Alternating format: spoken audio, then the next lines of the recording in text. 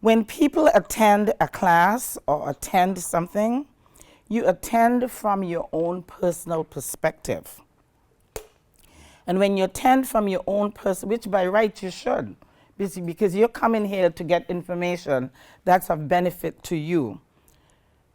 You know, there's a saying that I learned somewhere along the line. It's not my own, but with him. You tune in to with him. What's in it for me? WIIFM. What's in it for me? So your presence here today should be tuning in to with him. What in the presentation today is in it for me? By nature, as humans, what we have a tendency to do, excuse me, what we have a tendency to do is to prejudge people. And we prejudge people because we don't know them.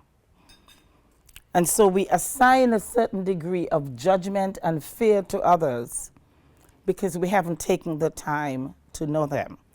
So there's a delicate balance, a give and take between what's in it for me and yet at the same time, how do I connect with others? Well, that's not my topic. I have a very broad topic base.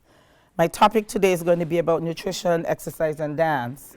But as I was talking to Eugenia earlier, I said my topic could very well be about stress management today, which is another one of the topics that I teach. Because so much of our world is loaded with stress right now. We're having to cope. We're not resilient. We're knee-jerking. We're anxious. We're all of those pieces. And I have to tell you that your nutrients are not going to be digested if you're anxious. You're going to get indigestion. So there is a balance between how you manage your stress and what you eat and what you think and what you believe. And whether you want to call it faith or attitude or whatever you choose to call it, it all stems from yourself. So with that in mind, I'm going to go to the topic that I was invited to talk about, and then I will intertwine some of the pieces of information that I have. And I'm going to invite questions, and I'm going to invite any concerns that you may have. So you have a handout, and I thought I would approach it from questions as part of my PowerPoint. What foods should I eat to get the nutrients I need? If you think about it, what foods should I eat to get the nutrients I need? I say to students and I say to people that I mentor, a balanced diet, a variety, a moderation, in moderation. Actually, it's interesting because one of the things I also say to people is spread your risk. A little bit of this, a little bit of that, a little bit of this, a little bit of that. Because I have students say to me all the time, well, Mrs. Trotman, as a dietitian, do you eat chocolate? I said, of course I do. I love chocolate. And actually, my favorite chocolate is truffles. Because the notion is, I think what we get into is extremes. We go on binges and we go on extremes. The body doesn't like that. The body likes it to be a little bit more balanced if you spread it around. So one time somebody's on, oh, I'm on no sugar today. Did you hear about that no sugar diet? You can make up any diet that you want to make up and make it up over time. But the body likes you to be balanced.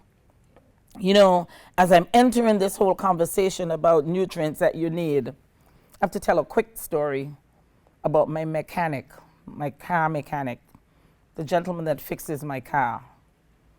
He's been doing that. We've had the same mechanic for, I would say, probably close to 30 years.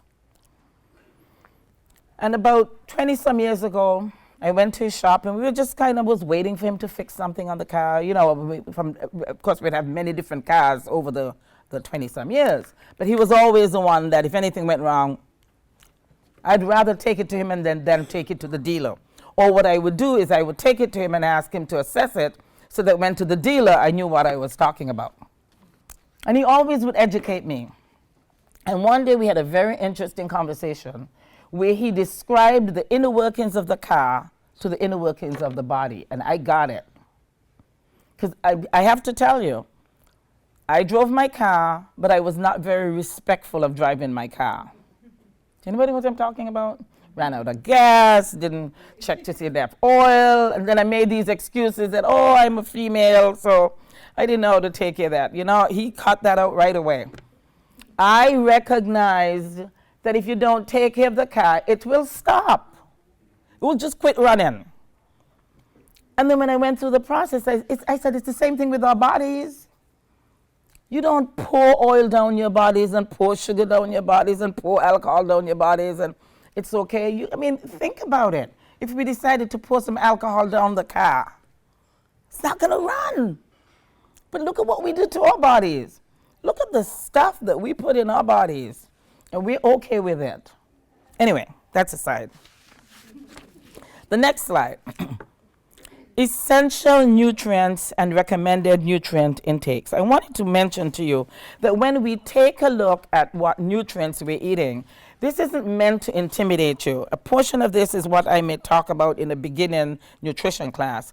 But I wanted to respect your position. I don't know where people are in terms of everybody is coming at different skill sets. So I just wanted to give you that respect. The foods we eat have three basic components. They're either essential nutrients, non-essential nutrients, or we refer to it as other substances. So there are 6 essential nutrients, basically. We eat foods to get nutrients. And I'm just going to list what those essential nutrients are and then talk a little bit about them on the other slides. So carbohydrates is an essential nutrient. Fats, protein, vitamins, minerals. Those and water are the essential nutrients. So sometimes you hear people go, well, I'm cutting out my carbs. I'm thinking, okay, that's an essential nutrient. Why would you cut out your carbs? Has anybody heard that before? Anybody? I'm cutting out carbs. Please don't cut out carbs. And I'll tell you why. You will do your brain disservice. The brain, the only nutrient the brain uses is carbohydrates, period. The only nutrient the brain uses is carbohydrates. So when you cut out carbs, you're cutting out what's feeding your brain. And we are now beginning to see connections much later with things like Alzheimer's and diseases like that later in life, stemming from that denial earlier in our lives. So when you talk about, when you cut out your carbohydrates, what does the brain use then? I mentioned there's carbohydrates, there's fats, there's proteins, vitamins, minerals, water. So what do you think the brain uses when you cut carbohydrates out? Sugar is carbohydrates. The brain uses protein. But guess what it does? Protein is broken down into carbohydrates in order for the brain to use it. And so we end up with amino acids, and we end up with nitrogen, and we end up with poisonous substances in our body in order for the brain to survive. So all of those high protein diets damage our brain, in a nutshell. Not good for us. Fats is the last thing that is used for energy. I mean, it's the greatest source of energy, but the only time the body uses fat for energy is if you exercise.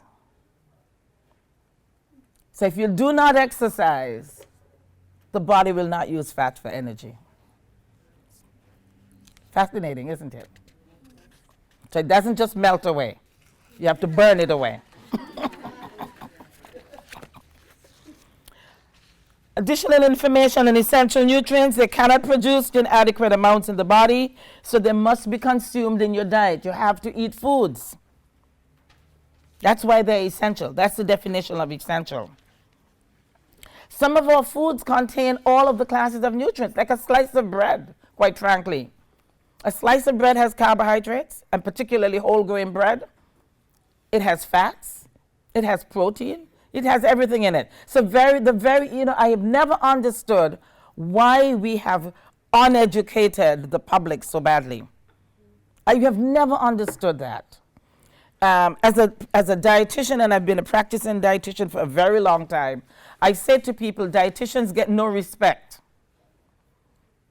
And I say that because you don't have a lot of dietitians around. You have lots of nurses, you have doctors, but you don't get dietitians, and they're the ones that have the knowledge and information to help you. A little bit more information on non-essential nutrients. So we do have non-essential nutrients in our diet. They are dispensable. An example of a non-essential nutrient, because it's part of our diet, is the one example I just want to point out is caffeine. We drink coffee. We drink a lot of coffee. Caffeine is not a nutrient. Caffeine is a non-nutrient. Caffeine is a habit. We get accustomed to caffeine and we depend on it. There's no nutrient in caffeine. Just for your FYI. And then there are recommended dietary allowances, what you need to have in your diet based on your daily intake. And that's what the RDA is, or the recommended dietary allowance. And I'm going to talk to that as I go through some of the later information. On the slide referred to, as MyPyramid, I put that slide in there because what that does for me and in support of you is demonstrates that a healthier you has steps. A healthier you is work. You have to take things in moderation. You have to be involved in activity. You have to personalize things. You have to do things in proportion with your height, your weight, the food that you eat. And you have to have a variety. So the MyPyramid is available to you free on the website when you go to mypyramid.gov. Yeah, it's free. So the next 3 slides is saying to you, you have free information. Now I'm going to divert for just a little bit as to why I would like to encourage you, first of all, the WIFM, what's in it for me, to take care of yourself. And then as you do that, many of you take care of others, right? With a show of hands, who here takes care of others? But don't forget about taking care of you. Because when you take care of you, you help others take care of themselves, believe it or not. And you feel good about yourself. We are in an era where health care is costly. It costs money for medication. What you eat, what you feed your cells, is what you become. What you feed your cells is what you become. Every 90 days, every 3 months, we make new cells. We have an opportunity. We have an opportunity over and over and over again because we get to redo this. Isn't that kind of nice? All is not lost. We get to do this over again. You have an opportunity. So think about that. So you wanted to start at the beginning of January. It didn't work. You have tomorrow. And then you have tomorrow. See life as a beginning, a continuous beginning. And please do not make all changes at the same time. Do them gradually. Give yourself permission to do them gradually. Mine is still learning to drink enough water. It's a struggle. But I haven't given up. Someday, I keep working at it. Yeah? Find somebody who's doing it well. In my case, my 21-year-old son drinks so much water. I'm like, oh my goodness, I have to learn from you. And that's a good thing when you tell a 21-year-old, I'm learning something from you. Okay? So find somebody else that you can learn from. You help someone out, or you're working with one of your clients. You're teaching them something. Maybe at that point in time, you learn something from them. The slide that takes a look at grains, vegetables, fruits, milk, meat, and beans. I want you to think about that slide for a while. And I want you to think about the meal you had today. How many of those things were on the meal today? If you were to do a check on each of these boxes, how many of those things, I'm looking at it, and for me, I had grains, I had veg, I had fruit, I have meat and beans. I didn't have any milk, okay? So here's my point. You may not get it in one meal, but you have an opportunity later.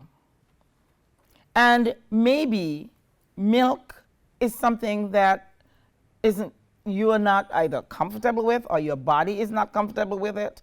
There's an allergy or whatever.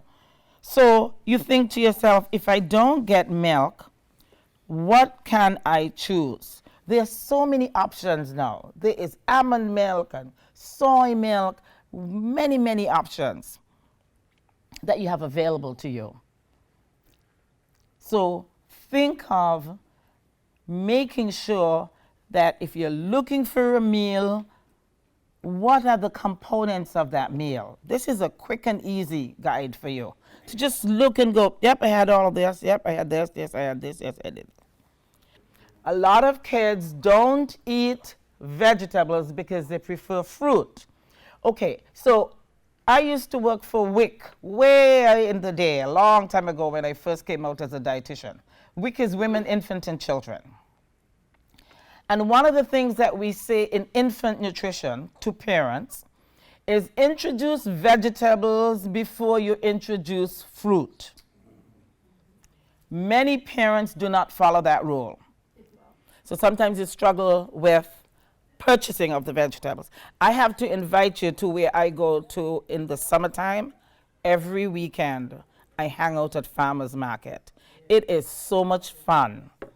I've gotten my son for the last 5-6 years juicing with me. It's a mother-son thing. We hang out. You know, find fun ways to enjoy life. Get a buddy to go along with you. It's really interesting. And it's amazing how much money you get, how much food you get for a small amount of money. Sometimes I'm like, my husband will say, why are you going to buy all these things? Are you going to do anything with it? And I'm like, I'm going to dedicate a day or half a day to just spending in the kitchen, doing something with it. Because if you buy them and you don't do anything with it, then you're just throwing them out. So get a buddy that you can share it with. So in my case, my son doesn't live with us at home, but I share that with him. And other friends, you share it with them. Or if you know somebody who's shut in, that you prepare some stuff and take it as a gift. Because sometimes I recognize, and I've done that, is people wouldn't make it, but if I made it up for them, they'd like it. So one of the other slides then is, what is the key nutrient concept for obtaining a balanced diet? So that's a good segue. Okay, so there are 8 key nutrients. We talked about it before, and I want to talk about it again. Protein needs to be in your diet. Vitamin A, thiamine, riboflavin, niacin, vitamin C, iron, and calcium. So why would I need all of these nutrients in my diet? Let's talk about that a little bit. What's the benefit of protein? Well, protein is going to help do what? Keep you full. That's a good one. Yeah, I like that. It takes 1 to 4 hours to empty your stomach. And if you eat a pure carbohydrate meal, it's going to take about an hour. If you eat a meal with a lot of protein, it's going to take closer to 4 hours. So yes, protein keeps you full. But what else is protein going to do for you? help to build muscles. Many of us don't have much more muscle to build at this point, but we do deteriorate. So it's going to help us to replenish what we do have. Okay, what else is protein going to do? Interesting that you should say that. Protein does give you energy, but again, carbohydrate is the #1 source of energy. It helps in healing, exactly. So it will restore lots of, it will help you in healing. It will help in terms of growth, in many different aspects. So protein is very valuable. What's vitamin A going to do for you?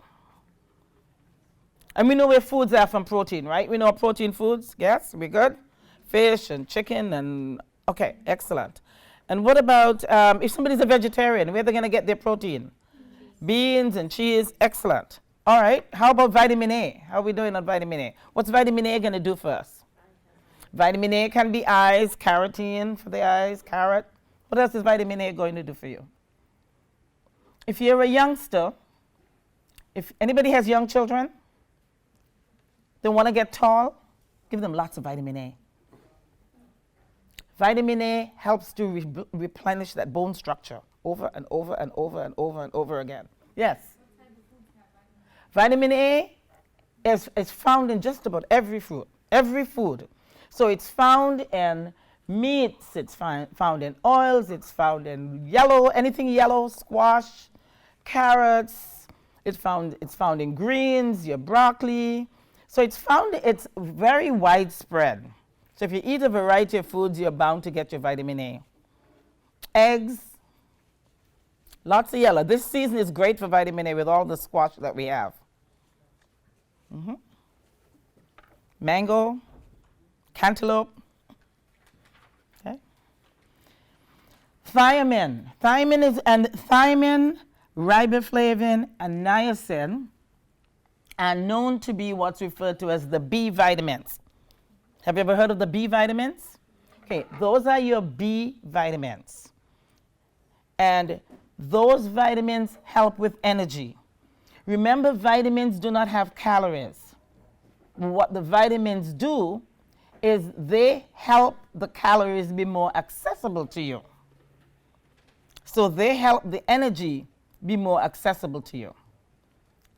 So thiamine, riboflavin, and niacin, very important nutrients for the body.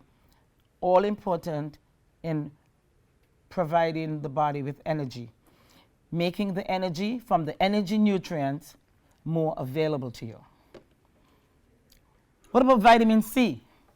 What's the importance of vitamin C? Oh, I didn't tell you where to get these foods. Thiamine, grains. In thiamine, you can get them from grains. Pork and ham are very rich sources of thiamine, if anybody likes pork or ham. Very rich sources. Riboflavin, grains, again, your grains. Remember, don't cut those grains out of your diet. You'll be really, really, really doing yourself disservice. Riboflavin is also found in milk and cheese. And niacin is found in grains and meat and poultry. And there's another essential nutrient that is a vitamin, one of the B vitamins, that I did not have on this list because it's key mainly for pregnant women. Anybody who is in your clientele, maybe pregnant women? Very important that they have vitamin B9. Vitamin B9. Okay, iron. The literature tells us that iron is the most widespread deficient nutrient. Oh, I missed vitamin C. Did I say vitamin C?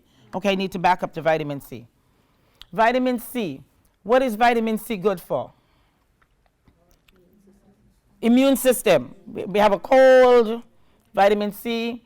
But I also have to tell you that speaking of iron with vitamin C is necessary for the absorption of your iron. So we have anemia is one of the biggest challenges that we face with children and adults, and particularly women have a lot of struggle with anemia. And it's really, really important to have vitamin C. So your iron will not be absorbed if vitamin C is not present in your diet. So that's your fruits and your vegetables for your vitamin C. And the last but not least is calcium. And calcium plays a role not only in the importance of bones and teeth, but also in blood pressure. People that struggle with blood pressure, a lot of times they're deficient in calcium. Very important to have that connection. Okay? Any questions? This is just like I said, I teach an entire class of just this alone to know the in-depth of that work. So then I did something very interesting to show you the comparison of soda to milk. Soda has nothing in it. Nothing. Pop has nothing. It's popular. I often think about the millionaires and the multimillionaires that own these soda industries and think about how we get nothing out of it and they get something out of it.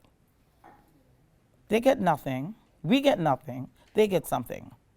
They're millionaires and we end up with nothing. But we haven't figured that out as a culture. I am prepared to get nothing while you get something. All right, someday that will work.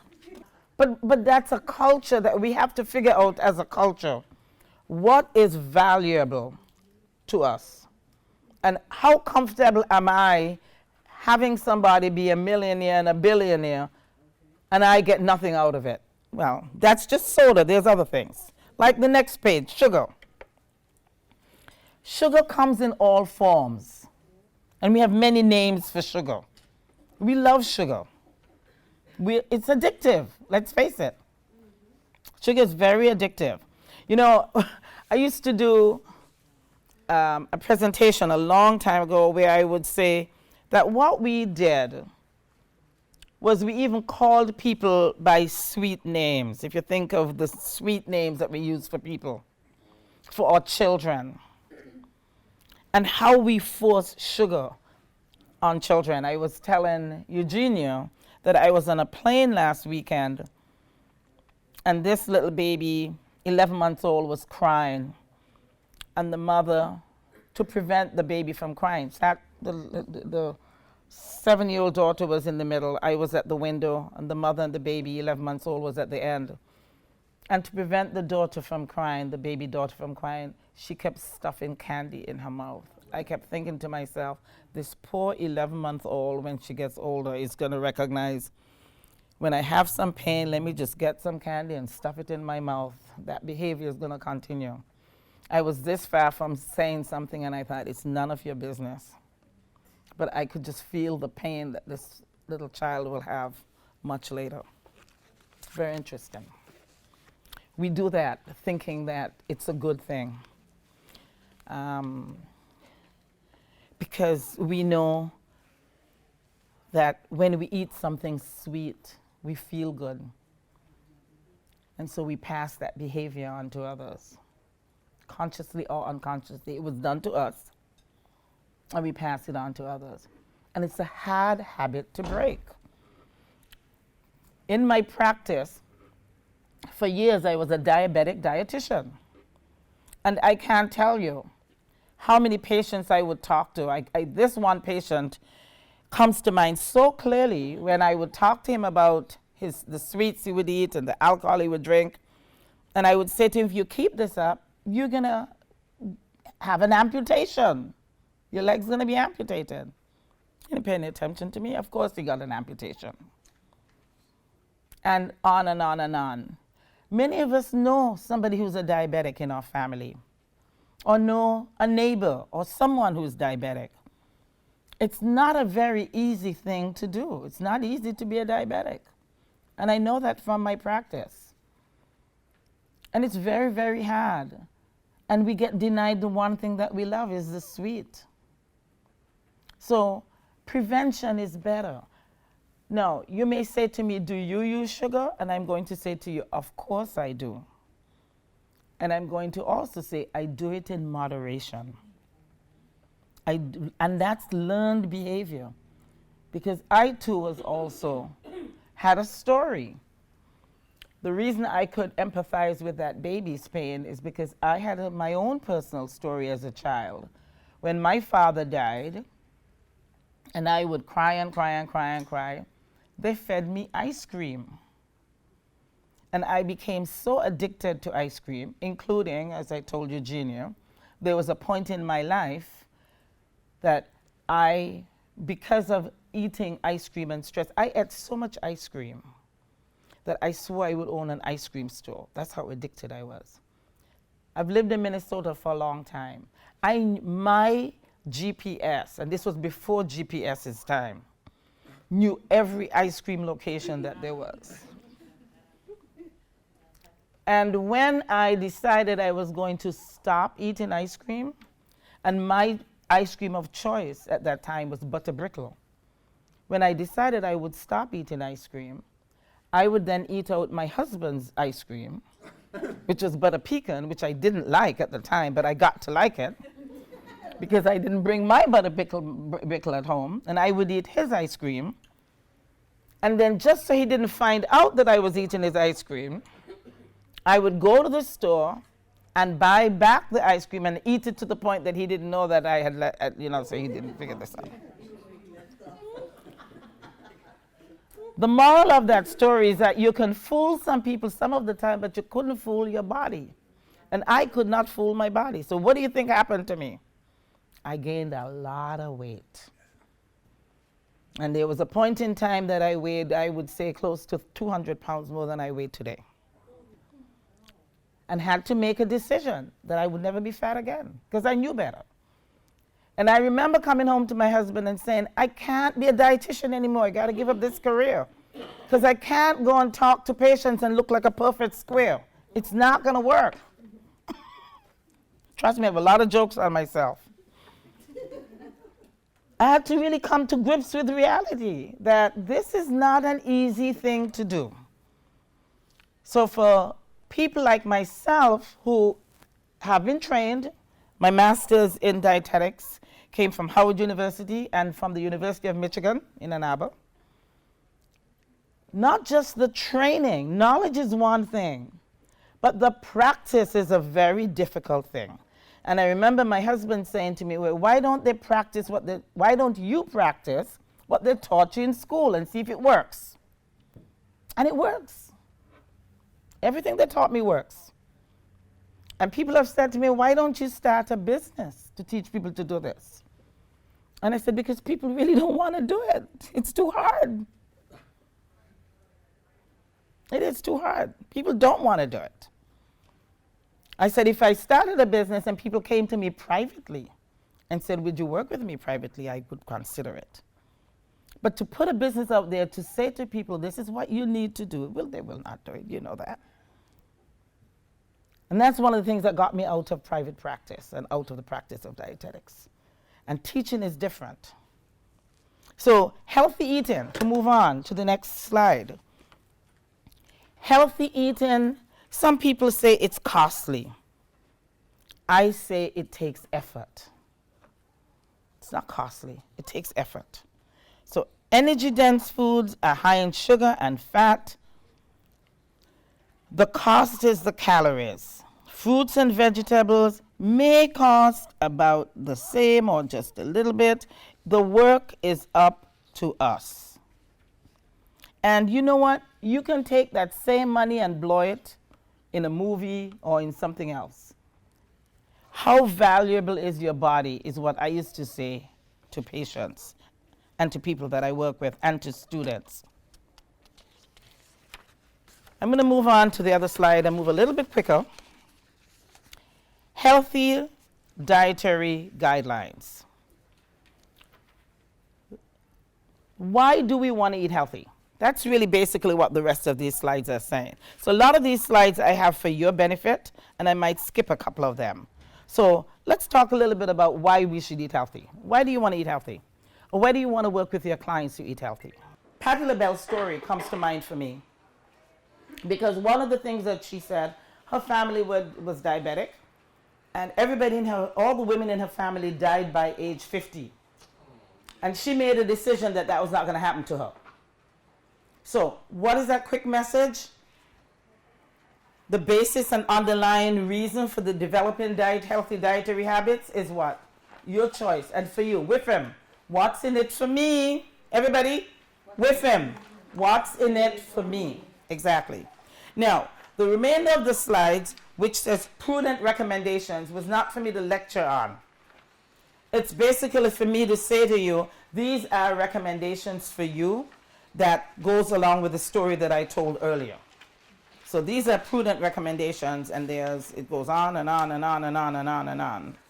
So I think I'm at the end. I gave you some additional information about reading labels because one of the things that I discovered was label reading helped you to understand what was in food labels.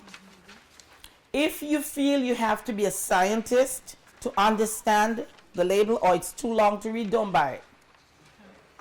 So go for limited things. If you read a label and you see that it says sugar, brown sugar, white sugar, honey, those are all sugars. Don't buy it.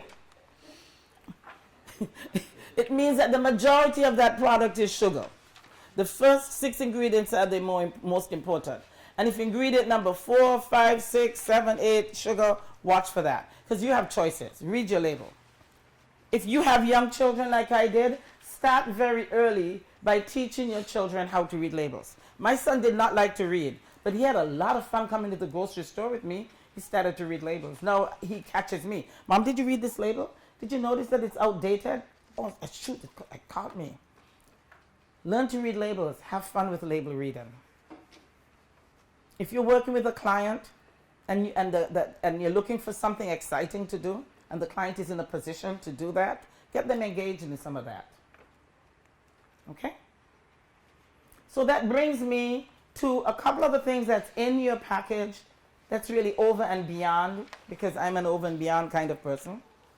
And I had information in there about organic, and because it's current. You want, just to let you know that the term organic is regulated by certain states. Minnesota is one of those, thank goodness. California is one of those. It's not regulated nationwide. So it's not every state that's regulated in terms of organic. Be aware of what's in your foods. And then finally, on the very back of the page, tells you to go back again to the website that will support you. I think it's the last slide. That will support you, MyPyramid.gov. And so the majority of the rest of information is tips. This is a very powerful subject. It's a subject that, like I spent my career on. I spent years studying. It's not an overnight subject matter. It's a subject matter that's going to say to you, I am really interested in myself. I'm interested in as much energy. How many times people feel, oh, I don't have enough energy. I'm tired. Food plays a role in that. Okay?